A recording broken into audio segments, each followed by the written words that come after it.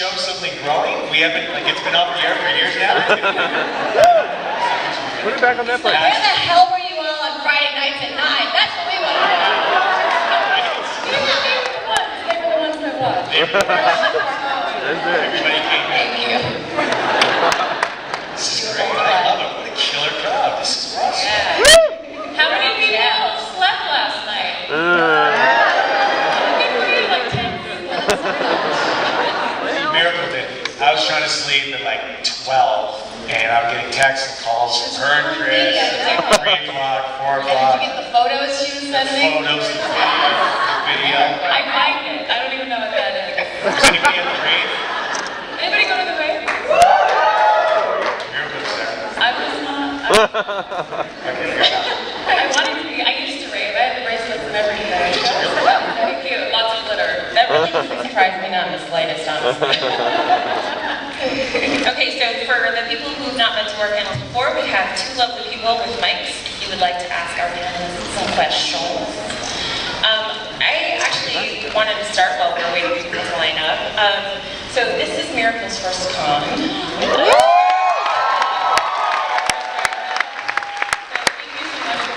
So excited to have you. I know that in the years that you were working on the Dollhouse, you guys all had both. Thank you. That you guys all had different characters to play, and both as actives and as Ballard having his change over the seasons. How did you get yourself into that, like those changes? I mean, with television being so fast and all. Well, that was, we were chatting the other day, that was one of the challenging things is, you know, as an actor, you want to bring your bestest A game, and if you're working on a film or when you have more time to prepare for a role, you can sort of inhabit the character or whether it's an accent or, and that was a real challenge, was that you were telling a story yesterday, Miracle, about sort of how you would prepare and that frustration. Yeah. Because we were on set and we were doing a scene, and I think the day was almost over. You know, there would be days where we just like hung out in that apartment, and then our off-camera time was in the hallway, which was really fun for me. But I was looking at, we had just gotten the script for the next episode that we were starting the next day, and I had like, oh, it's when spoiler alert, 4 years later. It's when I revealed to him that I'm November, and how devastating that was. But it was like a page and a half of dialogue. It was like a big, massive monologue. And I was like kind of freaking out, looking. He's like, what are you doing? We're almost done. And I was like, this is for tomorrow. Leave me alone. Like, you just have to do 2 things at the same time. And I can't imagine for Eliza, Deech, and Barry, you know, having to do even a couple characters an episode, how overwhelming. Well, you're going to be speaking Russian tomorrow. We need you to memorize this Russian speech with a perfect accent. I want to say Russian, yeah, that was like that day. They said someone in there, or Joss was also famous sometimes for like giving you, being like, oh, we just wrote this, it's hot off the presses, are you ready? I'm ready to go, here's 5 minutes. Yeah. Russian, monologue in Russian. Yeah. It'd be amazing. It'll be great. I believe in you. You're my girl. Like, we're in the elevator, can I post it on the wall? Yeah, Paul Marlon Brando. Actually, I worked with an actor recently who told me that Harvey Keitel did that too when he worked with him. He was like his idol, and he finally did a movie with him. And he thought he was doing this deep emotional scene with Harvey, and it was just incredible. He was like, wow, I made it, you know, I'm doing like this is my childhood idol. I'm doing a scene with him, Harvey's connecting, like he's looking right at me, it's incredible. And he realized after the first take, after he had this brilliant scene with him, that Harvey was reading the dialogue just to the left of him. He put the lines out behind his head. And you know now Tahmoh is going to get whacked by Harvey Keitel after this panel. Probably. And I love Harvey Keitel. I hope not. Harvey, I love you.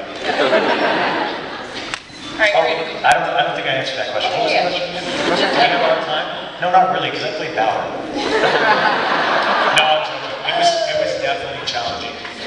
You know, Paul had an interesting arc, especially at the end of the first, where I have to go to the dark side. That was fun. It always is. Yeah, they have cookies in the dark side. Cookies. They have cookies and they have dolls. I'm sitting right here. That's why I said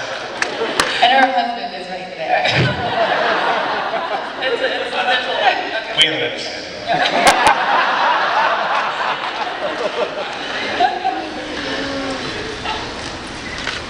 Oh, there it is. Silent talk. Kevin Smith, holy shit! Hey, I love your show, as we all do. Thank you very much for coming.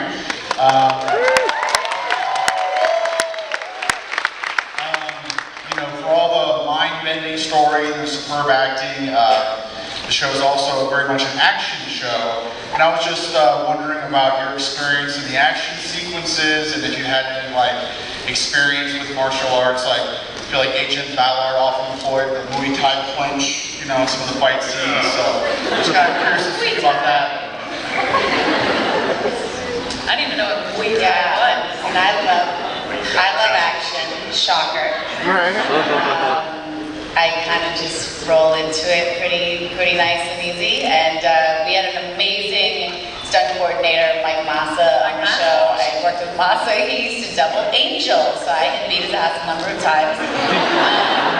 And we had a nice shorthand from where we worked together so much. And amazing also other doubles. And your doubles usually come in and they teach you firsthand what you're doing. The main girl that they had at the time.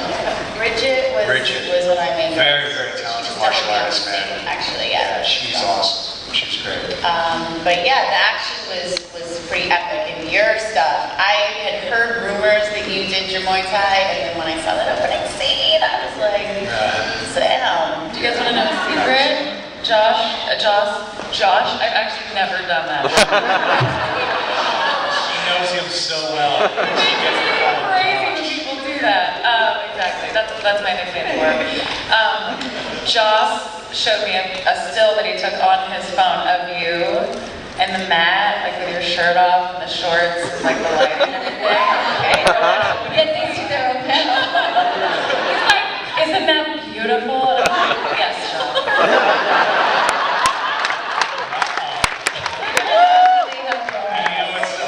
He doesn't call, he doesn't write. Postcard, nothing. He's old, man. He turned into a star. He just left me in the dust. You know what? Josh.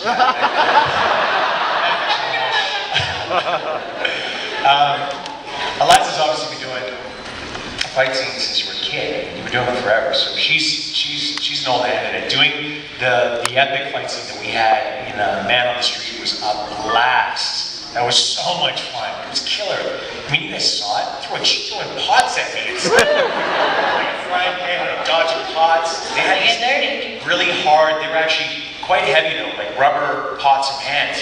So you still had to be careful. Like if I took one of those to lift, my already big nose would have been across my face. And Eliza was getting into it, and she was hucking me. That was, it was a blast. And like she said, the doubles we had, all very, very, very talented martial artists. Gabbing out of his name now. I know his wife, Monique and Sam. Sam is amazing. He doubles Hugh, or not Hugh, I'm gabbing out here, I'm retarded. Who plays Wolverine? He was the one that actually played. Hugh Jackman. He's been Hugh Jackman's double for all the X-Men movies. So Sam's incredible, man. He made me look badass. That one spinning roundhouse kick, if I threw that, I'd pull up my hip or something. That was Sam. While we're making blunders, can I tell my favorite Tahmoh story?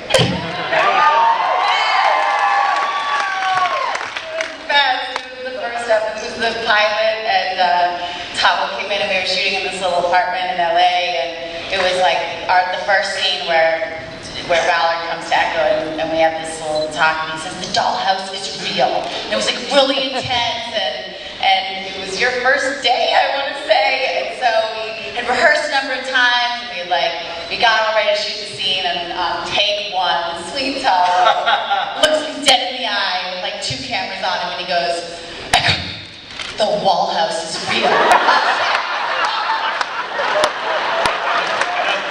I think it took me a couple seconds to actually realize it was like a beat, and she looked at me, started smiling right away, and then he was I heard Josh go, cut!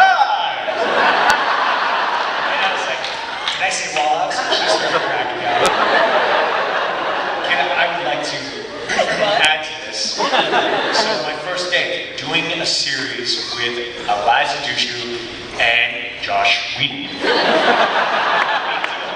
Big deal. I'm nervous, but I'm excited. I'm shooting in LA finally. We're actually on location. Everything. I've done so much work. I've run that effing line in my head so many times. It's like, it's just going in circles, right? As soon as I get to set, these two are like brother and sister. They're old friends. They're telling us stories. You remember that time? Angel, Buffy, this, that. We're talking like 10 years. I'm just kind of like... Everyone's not going to look at me, but I'm just a guy, you know, I'm a new guy. And, you know, I'm not really part of it. Yeah, a little bit. Anyway, I thought it was a lot of places. I said Dollhouse. And Josh, I said, you got to make me a t-shirt. He still hasn't done that.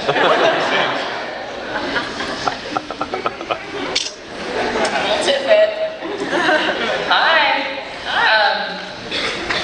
I think that we're all extremely disappointed that it got canceled. And like Tahmoh was saying, some of us just discovered it and it's already gone.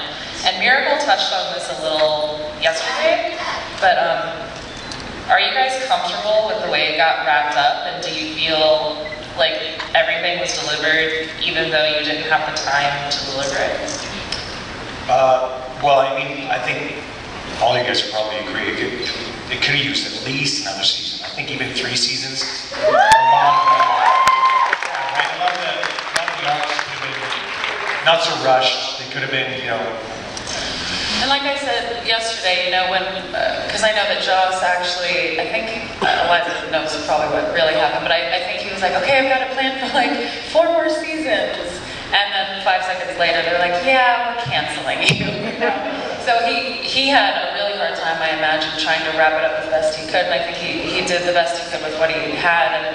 And for me, you know, my last day working on the show was the scene where I end it all for myself.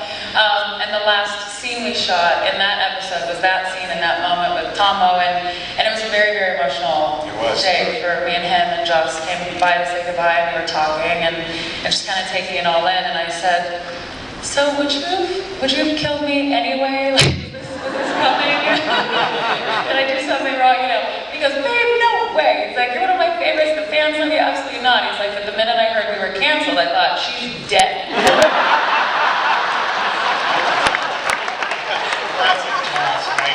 She's dead, Tom's dead. Right. So I think, like, for our relationship and our arc, I think it was kind of perfect for what had to happen. It was very bittersweet, but yeah, it's good. And you know what? On a positive note, oftentimes, I don't think Fox was dumb enough to do it again, but you know, when the plug gets pulled, it gets pulled. I think we were on the 8th. Don't show to work tomorrow. Yeah, but I think it was the 8th episode or whatever when Joss sat and gave us the announcement. He said, "Listen, guys, we're done, but they're going to let us finish." Well, we were like one of the first shows where they had just started to track DVR numbers, and the technology's always changing, and so our Friday night numbers at 9 o'clock weren't that ideal, but there was a little bit of hope for a minute because a lot of people were DVRing, and we had like the highest DVR ratings of any show or something. So, I mean, yeah, it was definitely painful. It was a bummer, but as you mentioned, a lot of shows you never get to finish it off, and they literally, I had another show called True Calling that happened. There was no ending. It was like me and Jason Priestley, and then all of a sudden it was just done. But the fact that they let us finish it off was very kind in some ways, and also we were sort of surprised and thrilled when we got the second season at all. Yeah, that was a shock. Definitely. And you know, we had to let Joss go off and do that tiny little Avengers movie. So I think the last thing he said, you know, to me was like when he was talking about how we were gonna finish, and he was like, "Yeah, and I've got this beautiful idea, and Tahmoh is going to be imprinted into you, and you can play with your boobies." In your head. That's funny. That's John. I don't think I've ever asked this. Do you remember meeting me when you were shooting True Calling? You were with Truco, who's a dear friend of mine. But at that time, I just met him.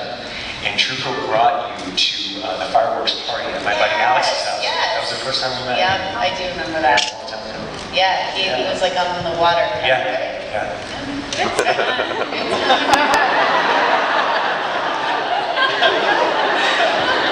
First time we met? Yeah. All right, next question.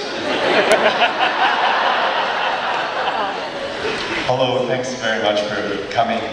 This question is for Eliza. I had a great opportunity to work with Merita Halili this summer doing Albanian music. And I wanted to know, you talked about and blogged about your Albanian heritage, and I wanted to know if you've been exploring that, Albanian music or singing or anything like that recently. Oh yeah, oh big time.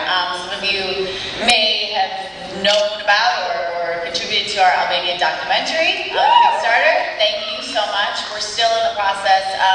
My brother and I shot a documentary on Albania, and really it's about the culture and other artists, and we spent 15 days going to 15 different cities around Albania. My father's parents were born there in Portia, so we make this amazing loop, and one of the sort of holdups has been, we're going to air it with PBS, but we shot all the footage. You guys helped us put it together, but there was a big change. The Prime Minister just stepped out and a new regime has come in. So we're waiting on some approval from the new government, and then we're going to have that coming as soon as possible. But it's an amazing country, and I mean, growing up, I grew up in a town with a lot of Armenians, and I would have my teachers or like doctors go, I'd tell them I was from Albania, and they'd be like, oh no honey, you mean you're from Armenia? Like, no, Albania's a place, it's this amazing place, and actually De Niro has recently come out of the closet as a closet Albanian.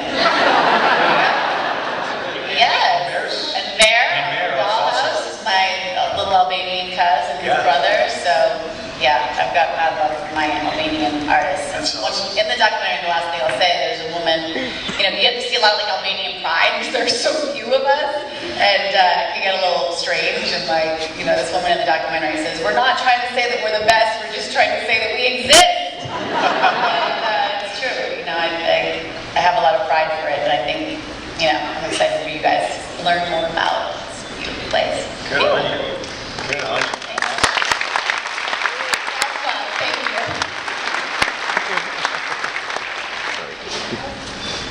Hi. I just want to say I was one of the people at home Friday night watching Dollhouse, and thank you for the entertainment. And my question is for Tahmoh. I read in an interview that you said the role of Ballard, it was hard for you to find a niche for it, like after coming on. Hard for me to find a... Like how to act it, like how to get into that character after Battlestar. I just wonder like what finally clicked and how did you get into that character? I can't speak for all actors, but I think with any series, when you're in episodic, as much as you make strong choices, you do a backstory, maybe you have the luxury of sitting down with the show's creators and the writers and really finding out who the character is, there's still going to be a journey where you truly discover and then drop in. And I think if you really observe even really good actors' performances in excellent TV shows, you watch the progression of it from the pilot and throughout the show. I mean, I tend to see it. It's been my own experience. Like, for instance, when I did Hilo in Battlestar Galactica, I had a really good sense of it. Thank you. I had a really good sense of it in the miniseries. But, you know, even more so once the writing started getting better in the first season, they actually started writing for me. It wasn't so much a C storyline. And then I just truly understood it. It was kind of instinctual. Ballard, it was a little confusing at first. It was difficult because I wasn't sure the direction they were taking me in. And I think, to be honest with you, I think the writers were a little confused too at first because, as most of you know, we shot this amazing pilot and then they cannibalized that pilot and spread it out over the first 4 episodes, which was really hard for all of us because originally, the original pilot, her and our characters meet right away. And then suddenly we're not meeting, and I'm trying to decide, have I met this person, or I haven't met this person, have I done this? What point am I at in my career? It was a little confusing trying to, you know, keep a timetable of exactly what has happened and what's transpired. I personally found it very difficult in the first 3-4 episodes. I just didn't feel that I was clicking with it. I wasn't sure the choices I was making were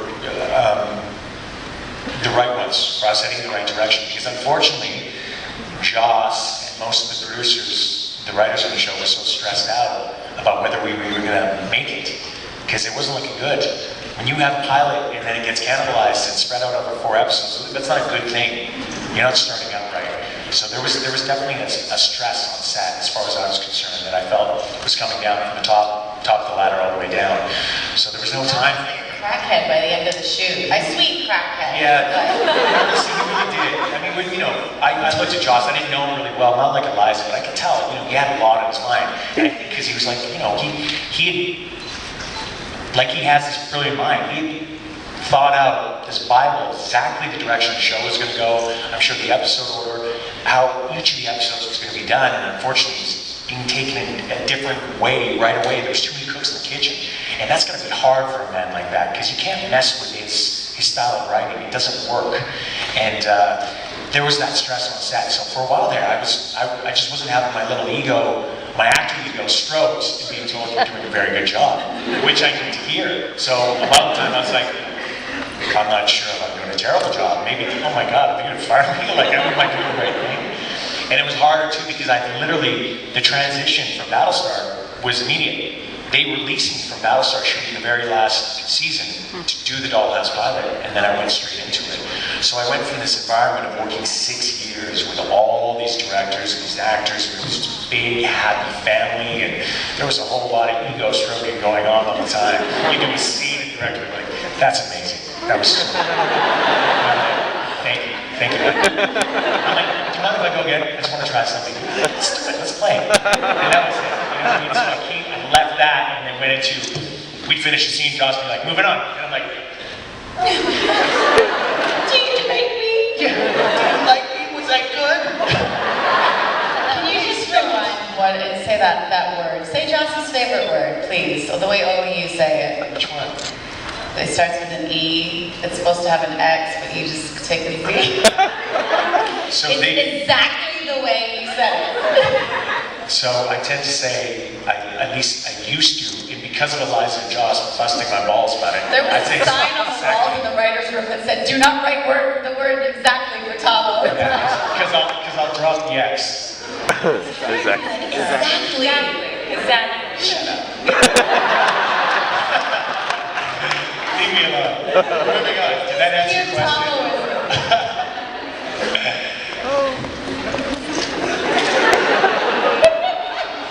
You can do it. Exactly.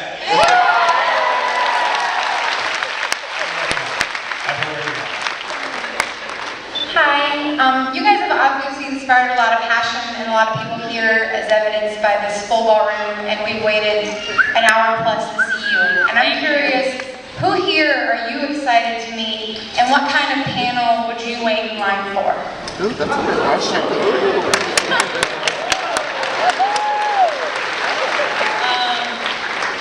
So my signing table is right across some people from Fringe. Astrid, the one guy, I don't know, I'm horrible with names, but and then Michael Cervantes was also a big Broadway performer, I'm sure, as most you know, he's like crazy talented. So if no one's at my table for a minute, I'm just gonna look back and awkwardly stare. And then I think about getting the nerve to go over, and I don't. And then yesterday I was saying hi to this guy, because he just got here, and then I was walking around, and the guy that plays Monroe on Grimm, which I'm like secretly obsessed with, by the way. It's horrible and awesome at the same exact time, and I can't get enough. I wouldn't mind for that panel if they were all there, for sure. So I went and I introduced myself, and he's like, hey, it's just not worth it. I just panic. I panic a lot. So I don't know. I kind of creep up people. That's what Hey, it's okay. We're all allowed to creep. Everyone's creeping. It's all about the people watching and creeping. I mean, as actors, we do it. I tend to do it too. Yeah. You creep by my table at least 5 times. I creep by the table. You know what? I'm going to admit that I haven't had an opportunity to sort of walk the what's it called? The walk of fame? Yeah. Yeah, to see everyone who was there, but I noticed some of the True Blood people beside me, and I would love to meet them. And yeah, I'm going to make a point of it after this. I'll get back to you. So, I fangirled down on Herschel this morning. I love that show, man. And I had a moment. He's here. He walked by yesterday to say hi to Ed Asner. He's sitting next to me. That's pretty cool. And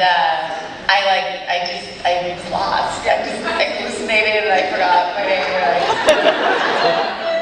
really went by. And he came. I slept 8 hours, and I was like, I can do this. You can do this, girl. And so I was like, Herschel, we love you.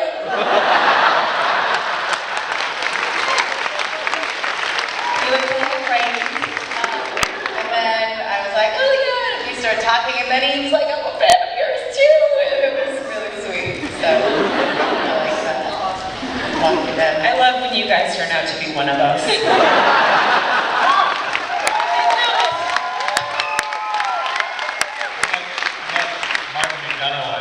And I was terrified, the exact same thing. I went up, I was like, hey,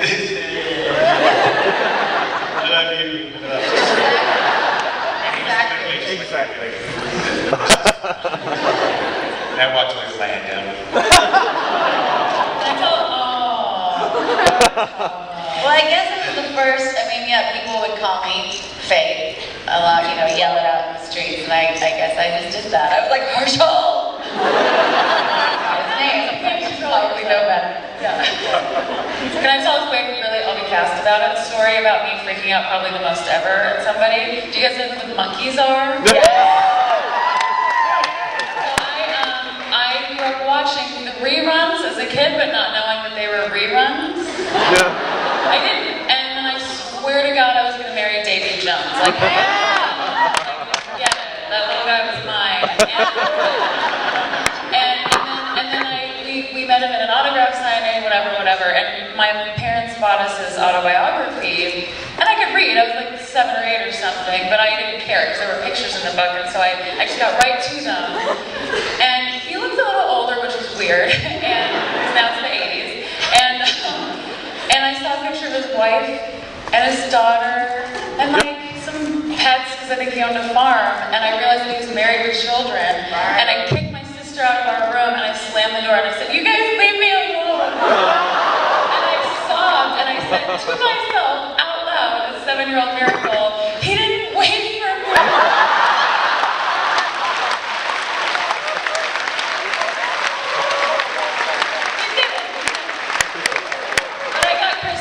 I totally win. Yeah. You're just the most priceless human being. Hello, this is Tahmon, and my question is, where were you when Paul was in the coma? Because I watched Dollhouse first before I watched Battlestar, so I knew he was Paul before he left. So, were you filming, I might have my timing off, were you filming Battlestar when Paul was in the coma? No, it's just the pilot that Battlestar released me for. We were almost done Battlestar. We were on the last couple episodes, and they released me to shoot the original pilot of Dollhouse. So where was I when I was in a coma? Yes. Well, there was a couple scenes there where I took a nice little nap. Which I didn't get into Battlestar before, after. What did you say? I didn't find Battlestar until after Dollhouse. I remember you telling me that. This woman's a training machine. Can you show everyone your guns, please, real quick? No, seriously, she got Gun show. amazing guns. Gun show. Oh!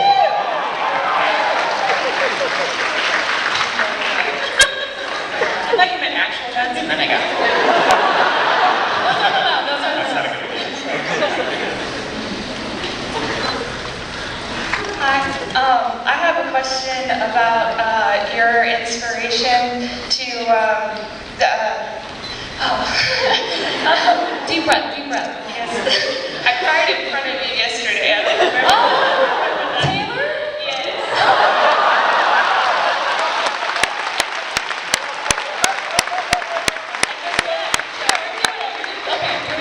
Alright, everybody be quiet. Obviously, Rossum is like the tangible enemy throughout the show, but what sort of internal demons did you imagine your characters battled with in order to keep pursuing the betterment of mankind?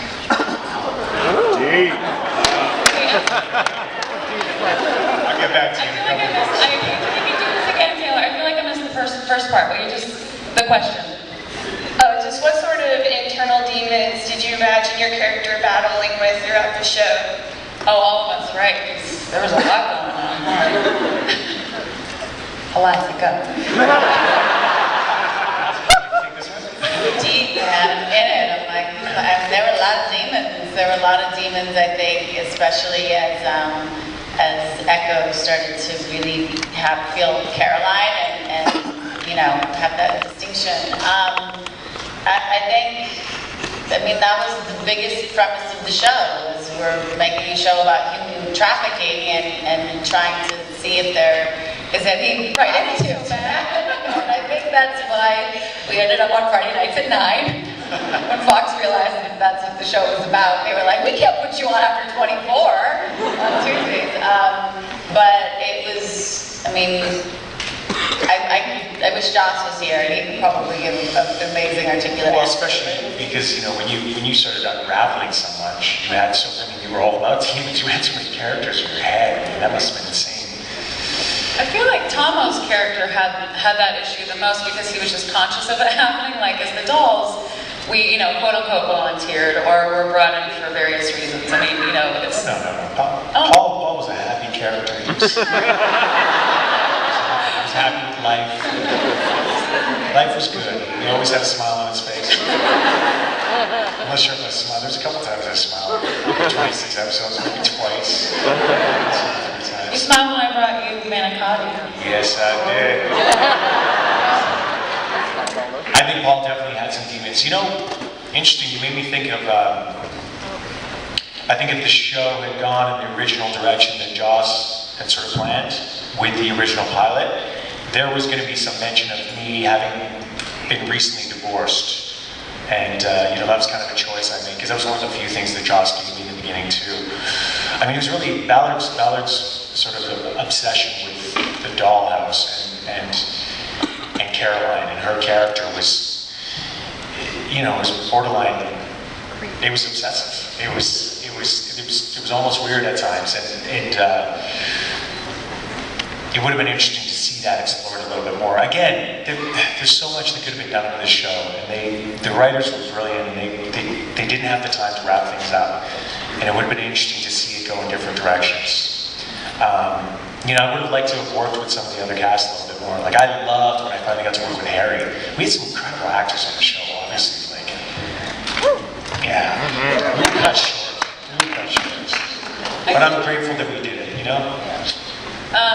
For me, and I talked about this briefly yesterday, but I feel like, when I got to be Madeline for a little bit in the second season, and then we hinted at it in the first season, like why my character volunteered to be a doll in the first place, and then when I got to play her for a little bit, it was difficult because I'd been Melly for so long, and I think we were all attached to her, and she wasn't quite, Madeline wasn't quite happy, obviously, in her life, and I think that's why the last line that I say before I shoot myself in the head is that it's still Melly fighting through, and she says, you made me feel like a real person, and I think that was such an interesting choice because, all we want as people is to feel loved and respected, and like people get us, and I feel like even Madeline was most happy as Melly, if that makes any sense. That's my existential thought for the day.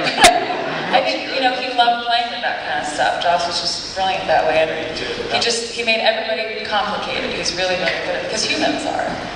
Yeah, yeah. I mean, Paul had this true love with, for Melly, and that how difficult that was for him to, like, when you realized that you were a doll and having a conversation with you were Madeline. I mean, you could see it. He had to let go of something in himself that he wasn't going to get back.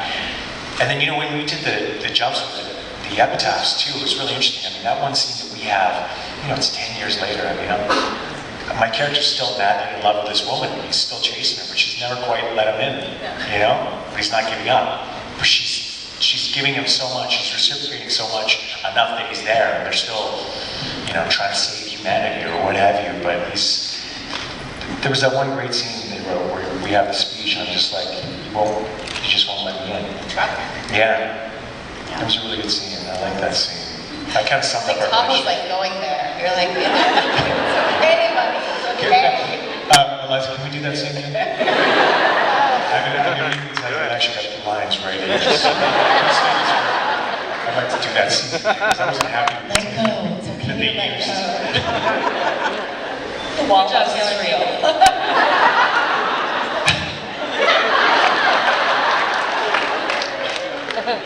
Somebody make me a shirt, please. Somebody remind Joss. You talk to Joss. He doesn't talk to me anymore. Tell Joss that I want my wall house shirt.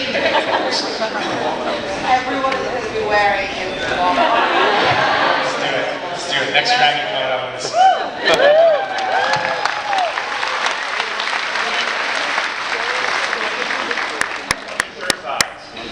There you go. I'd say large. Yeah.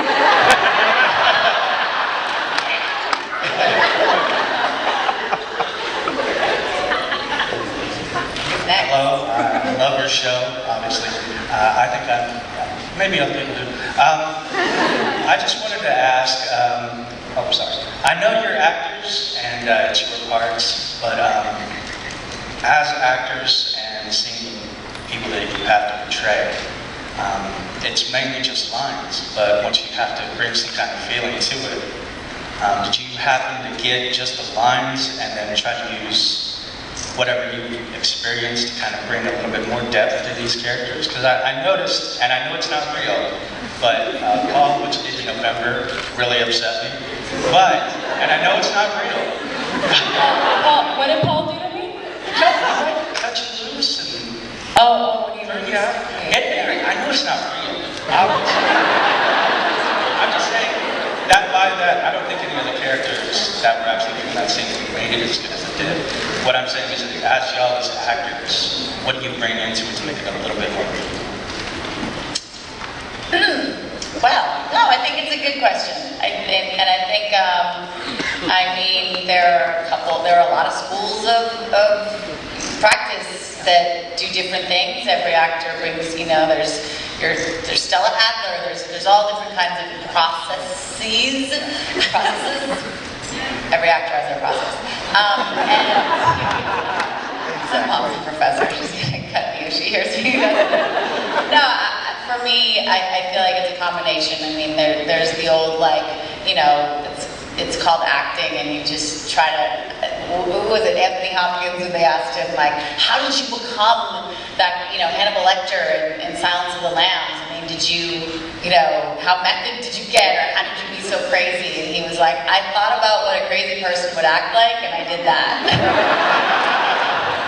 He said it cooler, I don't know. But, and then for me, I go through a lot of subtext. I look at things that are in my own life. I work with a coach that oftentimes, when we sit down to work on a scene, she'll ask me okay, what's going on right now with your mom? What's going on? And she'll kind of help me rifle through what is most charged in me that I can sort of apply and try to get that scene, to have that real emotion and those sparks and that kind of connection. And so with an ongoing show and with these guys, I feel like then we get to know each other, and it's a beautiful organic process, but certainly one that you work at and you're constantly infusing and trying to just get in there all dirty every day. Yeah, it's great. I mean, that's why we do it. We love to play, right? Acting is awesome, man. It's a dance. It's a dance, and it's give and take, and that's the beauty of it. Oftentimes you might make some strong choices or envision a scene a certain way, and then you go in and do it with an actor, and they give you something totally different. You got to go with it, and that's the beauty of it. That's life. You know what I mean? It's listening. It's reacting. Like Eliza said, probably the most common acting technique that people use is substitution. You just take something from your life. If you've had loss, which we've all had, and you can connect to it, and you, for whatever reason you're not in a scene, then you do it. I find oftentimes with really good writing, it's there for you. You'll connect without even having to make a substitution or a choice, because it's there. It's really about what's the scene about, what's happening right now. Is it about loss? Is it a goodbye? Is it a hello? Is it a first? Or is it a last? Something like that. But like most actors, I think, I don't know if there's it's, you know, back in the 70s, there's like Meisner technique and true method studio style, you know, like method actors. I think most actors these days it's an amalgamation of everything. You use many different techniques and whatever works for you. And sometimes things aren't working for you and you're like, shit, trust something else. You know what I mean? You scramble a little bit. But they call it the actor's toolbox. You've kind of like collected everything that you've learned over the years, and you know, if you went to school for it or just whatever, you know, you know what works and what doesn't after just trial and error. You know, and like Tahmoh said, if it's good writing, you just be in character and go on their journey, and it kind of just happens. You know, if you're lucky to be in that situation. And you know, Melly cried a lot. And when you're shooting something, it's not just like one take and you move on. You can spend hours doing a scene over and over again. And I remember the episode where everybody was high for some reason. And I was just sobbing in the chair in my pajamas, and I had the weird wires in my head. And they just want to be like screaming and crying. And I actually got nervous thinking I wouldn't be able to just cry all day. You know, and I created a Melly mix on my iPod, and it was all like sappy heartbreak songs that really, because music speaks to me so much, and I get affected immediately. It either makes me really happy or kind of geared up or depressed or whatever. So I just put a bunch of songs that put me in the right headspace of just the agony that she was in so often over this guy. And I would be in the corner, you know, before a take, and I would just have my iPod in and just let myself, you know, kind of float away so I could just get there easily and quicker so we could get the stuff done. But music really helps. It's one of those ones that you forget about it sometimes, and that's one of those techniques where I'm like, oh shit, and then you listen to a song that really affects you, you know, and it'll bring you back, man. Like Edward James Olmos, who's one of my mentors, an amazing actor. I've been in the business, you know, for over 50 years, and he always says, you know, it's like, find the character's music, man, just find its music. Find its music, that's all you need to do. Find the character's music.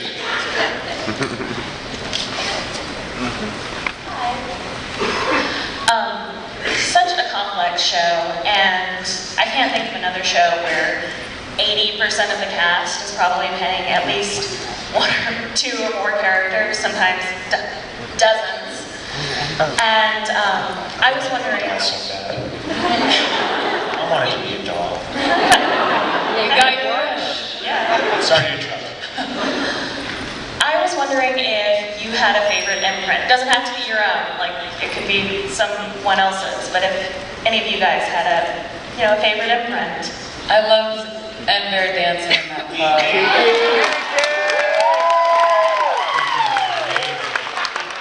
I was crying on set. Tiffany was telling me to shut up, got mad at me. It's like, oh, seriously, shh. I was sobbing, crying. He was brilliant. God, he was so good. It's hard to do that scene with him, man. It's hard to come up with mad. Like, go save him.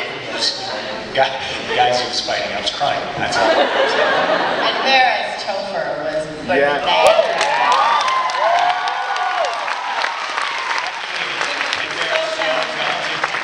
He really is, man. He is a true talent.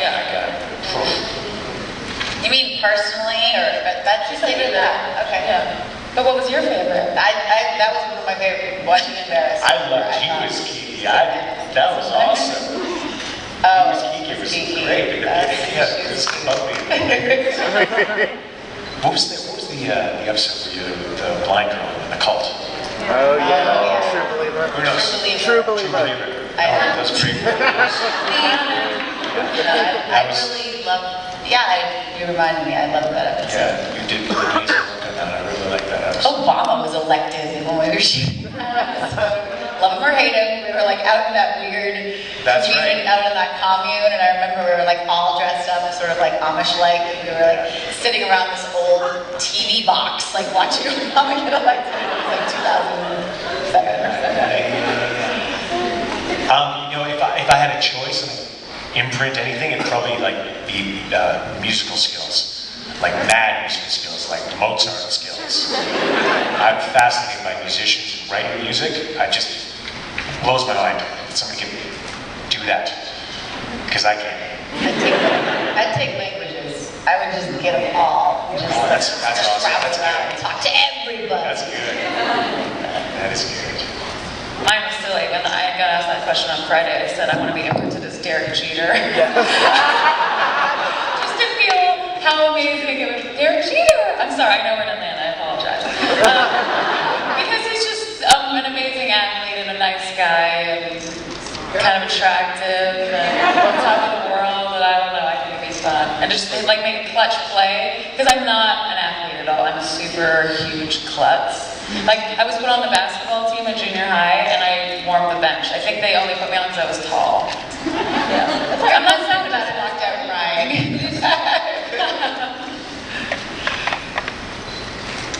Hello guys, big fan.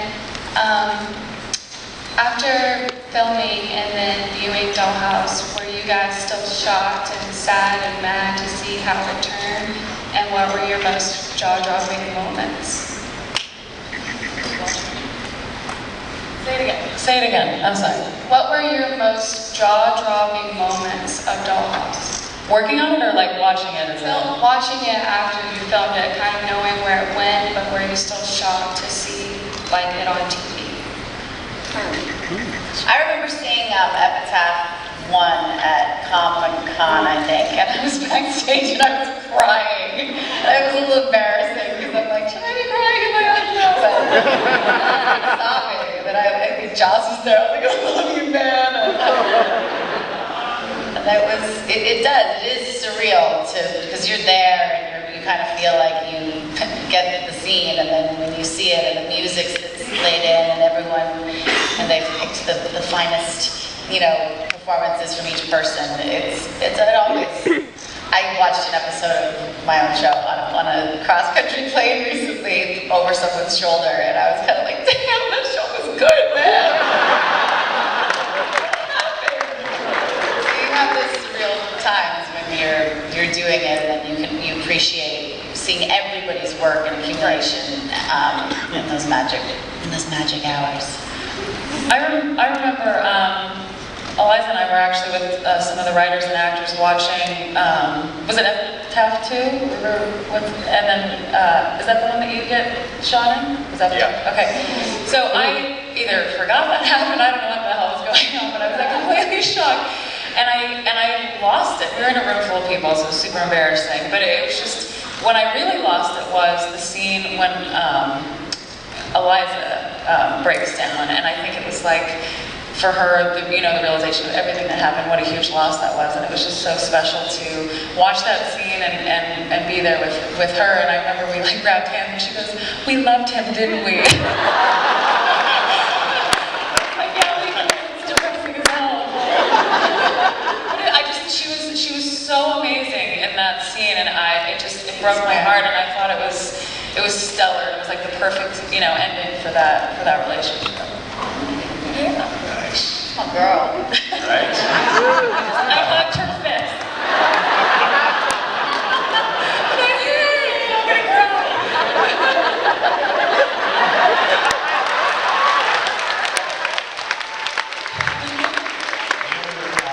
cry. When Harry's character was revealed, jaw dropper. When I read that, I was like, what?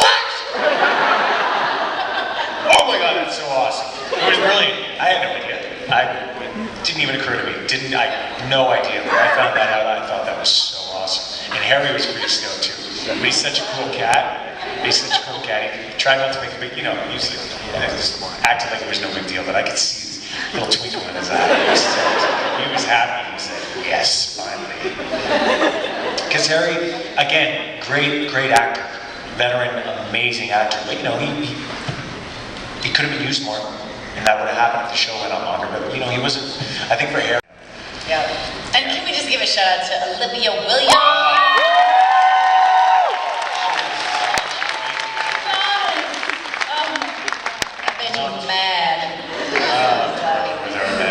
I loved it. And that was also one of my favorite episodes, was Haunted, when I played Margaret and we were sort of peers, and I was terrified because I was like, it was really intimidating to be in the zone with her on that level, and she's no joke. She has a very regal presence about her, like it's royalty. It's like, oh hi, I'm sorry, excuse me, Well, it's that British thing, but the thing is, she's actually really, really approachable and affable. Yeah. Like Oh, she's just and sassy. She's like really fun and funny, actually. Yeah. and bright and amazing and beautiful.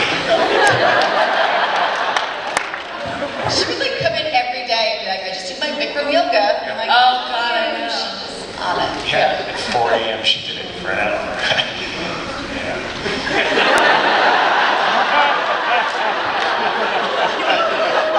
I was there once.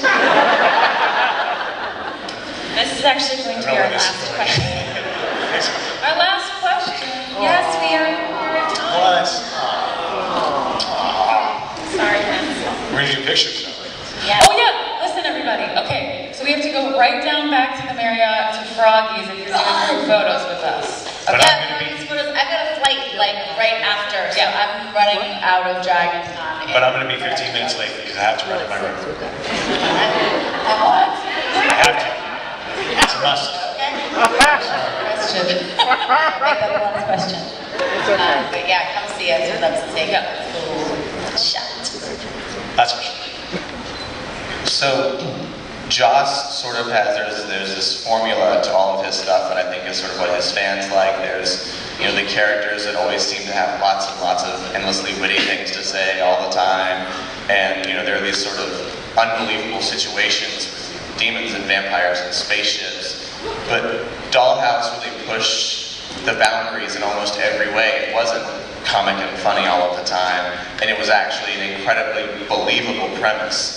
So, Dollhouse to me at least stands out completely from all his other shows. When you were filming this, all of you, but especially Eliza, having worked on Buffy and Angel, were you sort of aware of the fact that while you were working with Joss, you were sort of creating something that he had never created before? Yeah, I mean, I think so, and I mean, it's been obviously an honor to work with that guy 3 times. Most people are able to have the chance only once, and I thought it was really brave of him, and I thought it was really, courageous, and it was, I feel bad, in the sense, badly, that he didn't sort of get the love from the creative freedom to do it the way he would have wanted to do it, but I think in the end we definitely had our little sit down, and we were like, we did some stuff that we're really proud of, and that was what was most important, and to me and to him, and hopefully to you guys, and so, it is what it is, and we were pretty stoked. You guys, I think we're all pretty much done, but I'm going to run out of here now so that I'm not late for the photos. You guys are amazing. This is such an incredible turnout. Thank you so much.